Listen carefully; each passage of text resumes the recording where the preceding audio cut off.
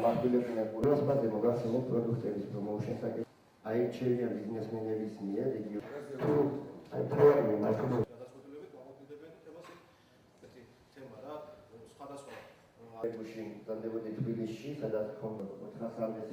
ჩვენ ვფიქრობთ, რომ მომავალში სახელმწიფო არ უნდა აფინანსებდეს სავაჭრო პალატას. ეს არის ბიზნესმენთა გაერთიანება და ბიზნესმენებს უნდა შექონდეთ თავიანთი წილობრივი შენატანი და ამით უნდა არსებობდეს ეს პალატა.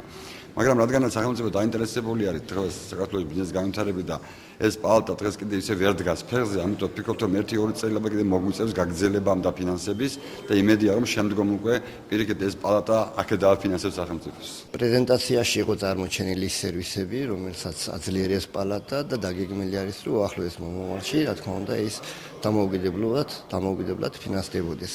აი ამ კუთხით დღეს სახელმწიფოსაგან პალატებს თანადგომა ჭირდება, ეს გათვლილი არის 2-3 წელიწადზე და ვფიქრობთ, რომ დღევანდელი მონაცემების მიხედვით თუ ასე გაგრძელდა, პალატა ერთი მძრავი ორგანიზაცია იქნება, რომელსაც მომავალში აღარ ექნება სახელმწიფოსაგან დაფინანსება.